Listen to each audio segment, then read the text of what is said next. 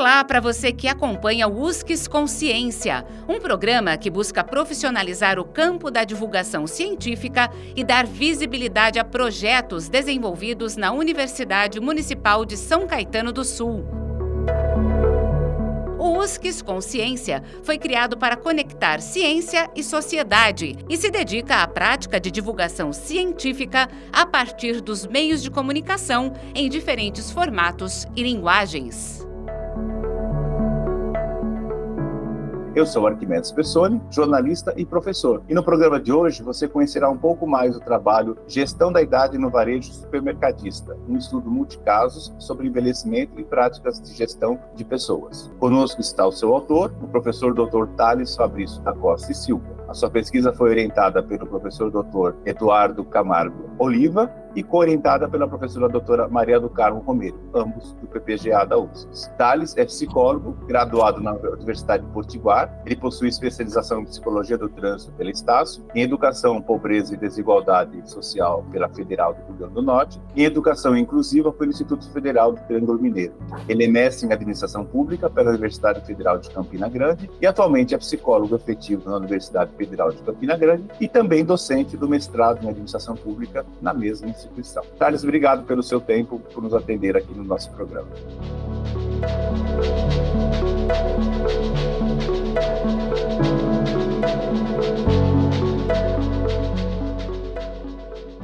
Olá, Arquimedes. É uma satisfação, estar aqui com você participando desse projeto tão relevante, para a comunidade acadêmica, científica, para a USCS e para a sociedade em geral.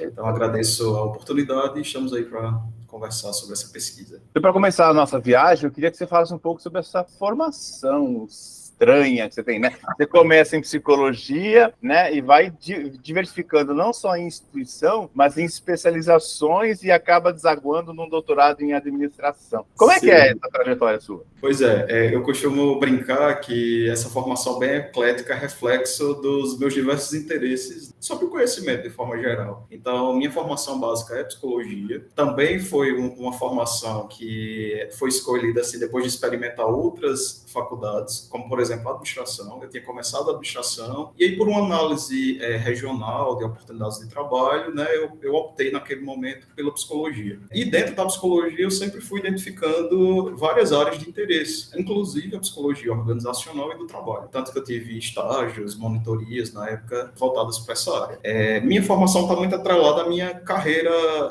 profissional e prática de trabalho mesmo. Então, onde eu moro, fui enveredando pela área da educação, da saúde, e eu ia sentindo a necessidade de me capacitar. Até que eu chego à Universidade Federal de Campina Grande e tenho aí a oportunidade de ingressar no mestrado em Administração Pública e para seguir ali aqueles desejos que eu já tinha voltados para a administração e com a oportunidade de ingressar na USCS, eu segui esse caminho. Eu costumo também dizer que eu retomei aos meus interesses lá do passado e consegui associar os meus gostos pessoais com as oportunidades. Você amarrou bem a trajetória, Como é que foi a aparecimento? Porque você está falando atualmente da Paraíba, nós estamos conversando, eu estou em São Bernardo, você está na Paraíba. E você veio fazer um doutorado em São Caetano, Como é que surgiu São Caetano na história da Paraíba? Pois já havia um interesse da Universidade Federal de Campina Grande de capacitar os seus docentes a nível de estricto senso e, diante de um convênio, de uma colaboração junto com a USCS, criou-se esse edital, essa oportunidade, e aí onde nós pudemos nos candidatar, participamos do processo seletivo e, nessa turma de 2019, nós conseguimos, digamos, fazer essa ponte. Então, nós tínhamos as nossas aulas em São Caetano do Sul, tínhamos o nosso trabalho aqui na Paraíba e ficamos nessa ponte, associando trabalho e estudo. E aproveitar a pandemia, inclusive, Porque com a pandemia as aulas ficaram à distância também, então não havia necessidade de deslocamento também. Isso, exatamente. Bom, então vamos começar agora lá para a tua questão problema, A sua questão problema era a seguinte, para quem nos ouve e nos assiste. Como as organizações supermercadistas implementam políticas e práticas de gestão da idade com foco em trabalhadores 50 a mais? Me interessa, eu estou nesse target. Por que vocês pegaram essa temática, você e os seus orientadores? Você por falta de um, teve dois, Então, assim, privilégio. Eu tive o privilégio de ser orientado e co-orientado por esses dois professores, o professor Oliva e a professora Maria do Carmo Romero. A minha escolha ela também parte dessa análise tanto da realidade do que a gente vive a nível de mercado de trabalho, assim como os meus interesses pessoais mesmo, de associar psicologia e administração. Então, eu sempre tive muito interesse de estudar nessa interface. E foi uma escolha que passou por um amadurecimento constante ali no início do percurso mesmo dentro do doutorado. Então, dentro da linha gestão organizacional e em constante diálogo com os professores, a gente despertou para essa problemática, que é a problemática do envelhecimento populacional. Nós sabemos que o Brasil ele tem passado por essa transição, então a população ela está envelhecendo e isso exige, né, que a sociedade, organizações, instituições de ensino, elas direcionem um olhar para essa realidade, né? E dentro dessa grande temática e participando de alguns congressos, eu assisti um trabalho que falava sobre ageísmo, que ageísmo é o preconceito em função da idade, e é uma prática mais comum do que a gente imagina. E aí eu levei essa discussão, né, lá para uma das nossas reuniões e, amadurecendo essa ideia, nós chegamos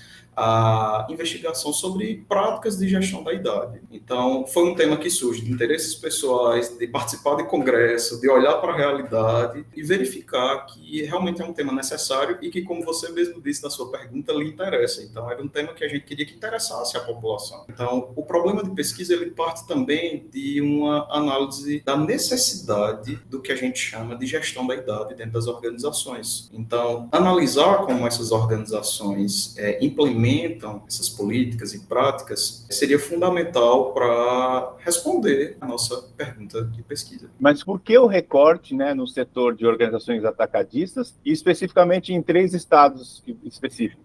Quando a gente começou a verificar, digamos assim, lacunas de pesquisa, nós identificávamos que existia aí uma ausência, de modo geral, de pesquisas sobre gestão da idade, especialmente em alguns segmentos de forte impacto, como é a questão do comércio. Então, ao avaliar o setor de comércio, a gente precisava ali definir um segmento, digamos assim, em que nós pudéssemos encontrar variáveis ou características que nos possibilitassem uma avaliação sem interferências, como, por exemplo, se fosse um setor ou segmento que exigisse uma alta especialização do trabalho. Então, pensamos, o setor supermercadista, ele tem uma forte pulverização nacional, ele está presente em todos os lugares. Ele é composto de atividades que têm, sim, algumas especializações, mas nós vamos ter uma significativa parcela de atividades que são operacionais, que não exigiriam ali uma capacitação ou uma formação profissional de alto grau, e a gente sabe que, considerando a realidade nacional, as pessoas que hoje se encontram nessa faixa etária, elas nem sempre ingressavam na universidade, quiçá tinham o ensino médio completo, por questões, né, de contexto do país naquele momento. Então, nós chegamos, além de associar a fatores econômicos, sociais, a esse contexto, a esse recorte, né? Então, o fato de ser uma pesquisa que envolvia organizações privadas, que tem ali uma dificuldade de acesso, muitas vezes, nós definimos como um critério que fossem organizações listadas no ranking da Associação Brasileira de Supermercados e que tivessem, pelo menos, alguma prática de gestão da idade. Então, nós não tínhamos como definir a priori quais organizações, digamos, participariam, até porque, além desses critérios, deveria existir uma adesão voluntária. Então, diante da nossa busca por essas organizações listadas nesse ranking, nós chegamos a 5 organizações localizadas nesses estados. Então, foi uma pesquisa que, digamos, selecionou organizações por conveniência, por adesão, então não tínhamos como definir a priori quais seriam os estados. E aí, Arquimedes, em relação a esses estados em específico, foi onde aconteceu a coleta presencial, né? Mas são organizações que têm atuação em outros estados também. Então, tem organizações que foram participantes dessa pesquisa com atuação na Paraíba, no Paraná, em Santa Catarina, em São Paulo, Mato Grosso do Sul, Rio Grande do Norte, enfim. A gente não falou quais estados são 3, mas especificamente são as que têm sede nesses estados, é isso? Exatamente. Tem lojas ou sedes administrativas nesses estados. A saber, São Paulo, quais são os outros 2? São Paulo, Rio Grande do Norte, Paraíba, Mato Grosso do Sul, Santa Catarina, Paraná. Eu achei que eram 3 estados específicos só. Nesses 3 estados foi onde eu fui realizar a coleta dos dados. Que são? Quais são os estados? Que são Rio Grande do Norte, São Paulo e Mato Grosso do Sul. Nossa, você andou também pra caramba. Agora, assim, é claro que eu até fico imaginando o porquê, mas assim, foram muitas negativas, né? Então, você entrou, pelo que eu vi lá na tua tese, você entrou em contato com 47 organizações e 7 aceitaram. Você acha que as demais 40 que não aceitaram seriam porque elas não têm, ou se tem, não quer falar que tem? Porque assim, acho que a tua pergunta é, você tem algum tipo de política voltada para 50 mais? Aí, se o cara não tem, ele fala, não quero participar, porque aí você não vai saber que ele não tem, né? Seria isso, ou porque às vezes o cara tem e fala, não quero participar? Um primeiro ponto, que inclusive já é muito discutido por alguns pesquisadores em administração, é de fato a abertura de organizações privadas para pesquisadores acadêmicos. Muito pela postura também de alguns pesquisadores não darem uma devolutiva para essas organizações. Então, muitas vezes as organizações elas ficam nessa posição de que eu contribuí com a pesquisa desse profissional e depois ele concluiu o programa dele, né, e não teve uma devolutiva. Isso é uma discussão que tem fortemente na literatura, né? Então, uma primeira motivação que a gente imagina é isso, né? Uma segunda motivação foi o que você falou. Se a organização ela não tem uma política, ela muitas vezes nessa omissão, nessa negação de responder, muitas vezes para não expor essa ausência de política que pode muitas vezes representar uma falta de compromisso com o tema, coisas do tipo. Outro ponto também que a gente identificou é que pode ser que na linguagem de um gestor, que é aquela linguagem que muitas vezes pode ser o que é socialmente aceito e esperado de uma organização, a gente até tem a política lá bonitinha. Mas quando a gente vai para a realidade, pode ser que não seja daquela forma que é expressa. E por que eu estou dizendo isso? Porque das 7 organizações que aceitaram participar, 2 delas regrediram quando a gente passou para a segunda fase da pesquisa, que era entrevistar esses trabalhadores 50 mais. E aí, eles justificaram, né, por que não seria permitido, e a gente retirou da pesquisa essas 2 organizações para respeitar a estrutura metodológica. Ou seja, de repente eles falaram que tudo bem, mas quando você fala, eu vou checar se você vê isso, eles falaram, não vai dar. Até entendo o tal do greenwashing, né, que às vezes deve acontecer também, né, nessa área de RH, né? Agora, mesmo assim, Thales, você entrevistou, né? 11 profissionais de recursos humanos e outros gestores, né? E 22 trabalhadores cuidados superiores a 50. Ou seja, foram 33 entrevistas em 3 estados. Você trabalhou muito, né? E eu fico imaginando, isso tudo virou horas de gravação, você provavelmente deve ter transcrito essas... E depois extraído as informações para análise de discurso, de conteúdo, whatever. Isso. Como é que foi o processo?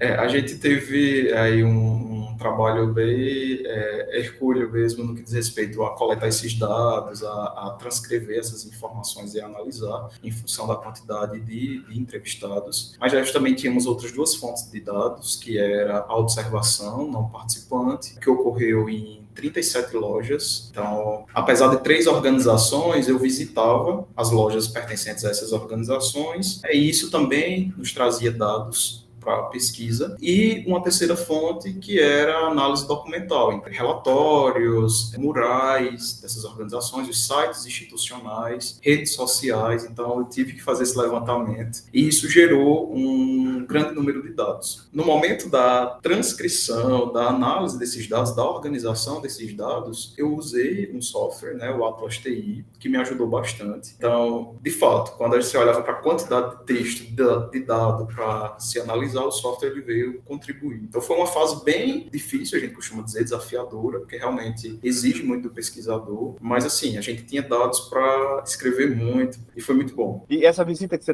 fazia em loco, você se identificava ou você entrava como um cliente e fingia de morto, né? Porque tem muito disso também do observador oculto. Você falou que foi uma observação não participante, né? Então eu fui lá e vi. Ou não, olha, eu sou psicólogo, estou fazendo doutorado na USP, eu queria saber tal coisa. Porque aí você muda, inclusive, até o comportamento, né? Sim, exatamente. Não, a gente se identificava, no caso eu me identificava, né? Tá.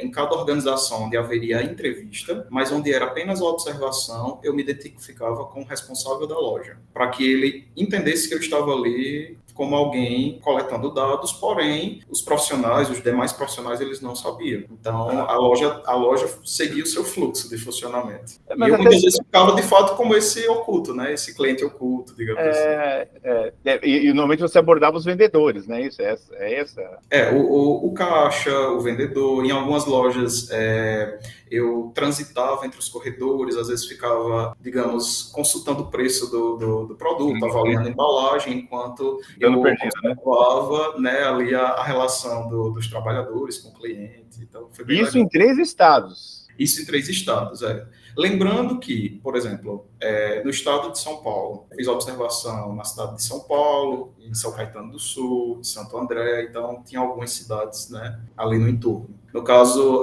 do Rio Grande do Norte, eu fiz a observação na cidade de Natal, do Parnamirim.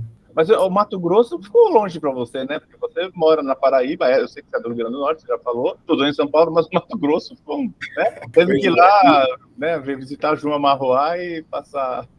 E o que eu achei bacana foi exatamente isso, porque eu senti um pouco, né, de cada ponto do nosso país. Óbvio que seria muito melhor se tivesse sido todos, né? Mas ter essa distribuição geográfica também ajudou até a entender muitas vezes aspectos culturais, né? Agora, bom, só uma dúvida. Quando houve a banca de qualificação, você já havia feito as entrevistas, já tinha feito algum trabalho de campo? Não. Teve alguma contribuição da banca na tua metodologia? Enorme contribuição, né?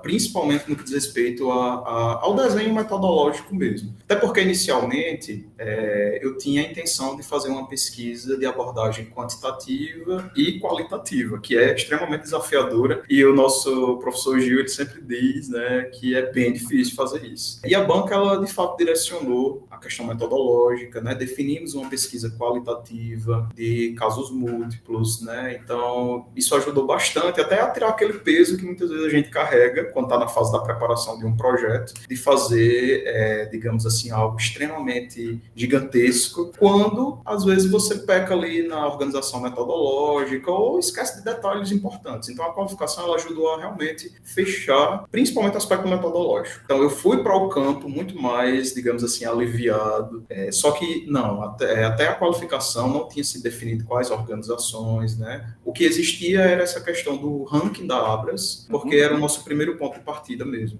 Não, que bom, né? Porque normalmente a banca pode complicar a vida, pode simplificar. No caso, a sua simplificou, né? E eu estava comentando com o rapaz que eu entrevistei no sábado, embora seja comunicação, que ele falou assim que a banca da qualificação é onde você apanha mais. Mas assim, nesse momento que você tem que apanhar, no sentido de, olha, não é por aí, muda para cá, antes agora, depois que fez tudo, chegar no fim e falar, você não devia ter feito isso, né? Então, quando você segue o caminho das pedras que eles indicam, tudo fica mais fácil, né? E eu costumo dizer que é o momento mais importante, né? Assim, apesar de realmente ser, às vezes, doloroso, mas é o mais importante, porque depois dali você já está com tudo amarrado, tudo encaminhado, né? Então, é executar. Eu entrevistei alguém da saúde agora que eu nem lembrava, mas eu era banca dela, e ela falou que pegou uma raiva de mim na época, porque eu falei, porque a pergunta problema que ela tinha proposta, não tinha como responder com a metodologia que ela estava querendo. Aí eu falei, olha, você não vai chegar à resposta dessa pergunta com essa, você tem que mudar o método ou muda a pergunta. E ela falou que terminou, ficou muito brava, depois de uma semana caiu a ficha, falou assim, pois é. Eu falei, é igual a bezetacil, dói, mas depois resolve. Mas aí, depois de todo esse processo, né, de passar pela USC, fazer todas as matérias teóricas, passar pela banca, ir para o campo, né, você finalmente fechou a tua tese, foi para a banca. O que você mostrou para a banca? Quais os seus achados dessa tua pesquisa imensa que você fez? Pois foi uma pesquisa imensa mesmo. Foi um trabalho que, do ponto de vista do conhecimento que já existe, é um trabalho que vem acrescentar o pouco que existe, porque a gente pode considerar que é um tema ainda pouco explorado. Digamos assim, os pesquisadores brasileiros, eles estão atentos a esse tema muito direcionado aos últimos anos. É algo que está sendo pesquisado mais agora. Inclusive, eu costumo brincar que depois que você pesquisa um tema, você fica muito mais atento àquele nome. Só que me parece que, de fato, esse nome está sendo assim, exibido com muito mais notoriedade nesses últimos anos. Porque, de fato, quando você faz um levantamento da literatura, não existia pesquisa sobre ageísmo,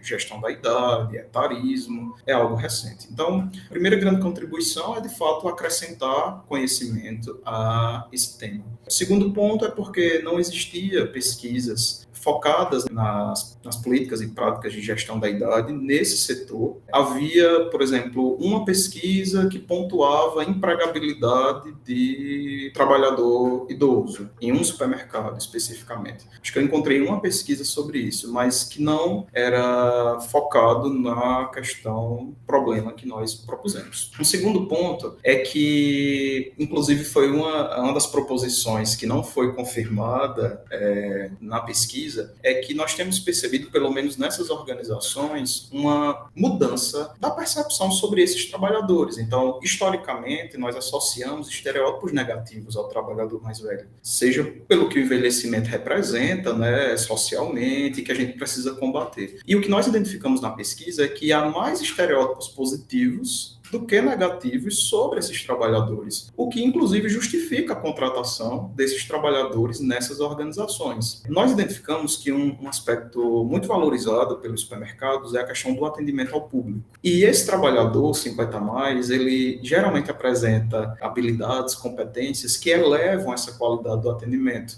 Então, há, por exemplo, lojas que são totalmente compostas por trabalhadores seniores, né, ou maduros, ou mais velhos, no setor de atendimento, por exemplo, de atendimento ao cliente, digamos, no saque, né, que geralmente é para resolver problema, coisas do tipo. E gestores colocavam isso realmente como um aspecto que fazia diferença. Foi um achado da pesquisa que foi, inclusive para mim, muito interessante, porque tudo que eu lia era trabalhadores mais velhos são marcados por estereótipos negativos. E nessa pesquisa nós identificamos mais estereótipos positivos, características positivas, competências, habilidades que se destacam do que essa representação negativa. Além disso, nós também conseguimos identificar um rol de práticas de gestão da idade que, apesar de distribuídos nessas diversas organizações, mas constroem, digamos assim, um plano de trabalho frente ao tema. Então, nós identificamos práticas que vão desde a contratação, passando pela permanência desses trabalhadores, até práticas vinculadas ali à transição para a aposentadoria. Porque, geralmente, o que é que a gente vê nas organizações? Programas de preparação para a aposentadoria, como uma prática mais comum para esse público. Mas essa pesquisa, ela revelou essas diversas práticas que vão desde a contratação, passando pela permanência e indo até a transição para a aposentadoria. Então, foi outra coisa importante. Legal também, eu vou te falar que o meu local de fala é privilegiado, eu sou 50+, né? Então, eu vejo, primeiro, assim, que você falou da experiência, né? Quando você tem um relacionamento com a pessoa, quem tem mais bagagem sabe como falar, né? No caso do saque. Esse problema eu já resolvi quando eu trabalhava do outro lado, então eu não sei resolver, né? E ao ponto de você colocar uma pessoa muito jovem, que não sabe o processo, não conhece, não viveu, ela vai te dar aquela resposta de telemarketing, né? De 3 estamos vendo para estar resolvendo, né? Normalmente um gerúndio, e não resolve nada porque desconhece, né? Então tem isso. Tem a questão também da qualificação, né? Estamos mais qualificados, estamos mais velhos, estudamos mais. Mas talvez uma das coisas do ponto de vista de recursos humanos que o pessoal de 50+ sofra, seja a questão da alta adesão de tecnologia hoje em muitas áreas, né? Então o cara é bom, sabe fazer, mas ele não sabe operar o software que vai controlar o estoque, enfim. Talvez seja esse gap que quem tem mais idade não tenha, porque não viveu. A ponto de que o jovem já sabe fazer tudo na ponta do dedo, só não tem nada no cérebro. Aí é só uma coisa, questão de tempo, né? Mas eu consigo... É muito legal a pesquisa. E você falou que você não tinha nada sobre ageísmo no Brasil, porque o Brasil sempre foi um país jovem, né? Um país do futuro, né? E hoje esses jovens já não estão mais jovens, né? Embora eu acho que com 50 anos, o meu pai sempre foi velho, e eu com 50 não acho que seja velho. Talvez tenha mudado, inclusive, a visão do idoso, né? Mudou até a forma de identificar o idoso, né? Não é mais aquele velhinho corcunda com uma bengalinha, né? Então, melhorou, né?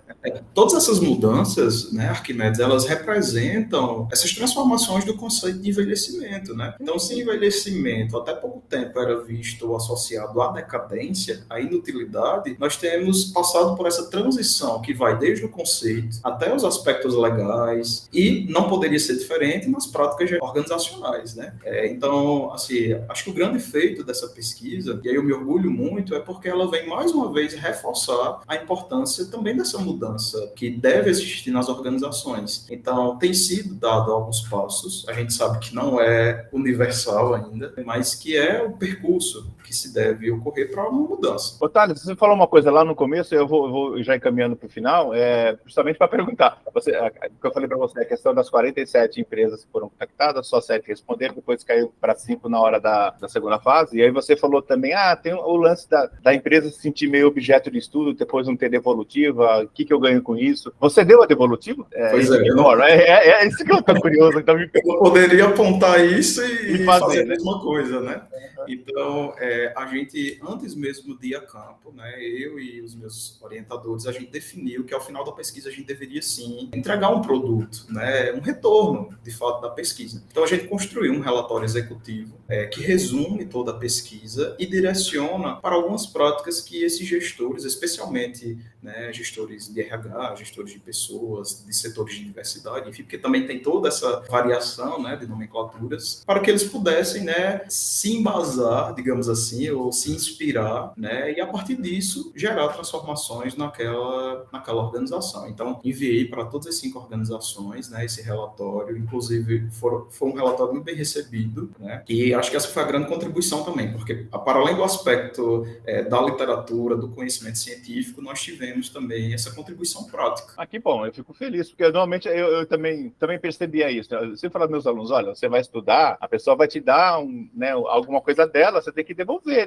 Pelo menos convida para a banca, já que você não vai fazer nada, né? Assim, mas não vai entender muita coisa, mas ok, pelo menos se dá uma devolutiva, a pessoa se sente usada mesmo, né? Não, é verdade. Legal, né? Agora, tem alguma coisa que eu não perguntei que você acha válido a gente falar? Assim, eu acredito que uma coisa que a gente não chegou a comentar, mas é muito dessa relação com a UFSC, porque apesar de ser um programa que está situado, né, na região sudeste, mas essa possibilidade, essa oportunidade, né, de agregar alunos das diversas regiões do país, sobretudo porque nós abordamos as questões de regionalidade, né, é algo fundamental, né? Então, é um programa de pesquisa abrangente. Inclusive, eu costumo dizer que a UFSC ela é muito acolhedora com as propostas, as ideias. Existem relações satisfatórias, né, nesse campo da pós-graduação mesmo, do que eu vivi, e eu acho que esse é um ponto a considerar. Mas, além disso, eu queria também pontuar do quanto é necessário que essas pesquisas elas se reverberem também em informações para a população geral, né? Porque nós estamos aqui muitas vezes falando entre pesquisadores, muitas vezes falando entre pesquisador e gestor, mas é importante também que o público 50+, eles conheçam essa pesquisa e outras. Inclusive, eu acredito que essa iniciativa da UFSC Consciência é extremamente importante. Então,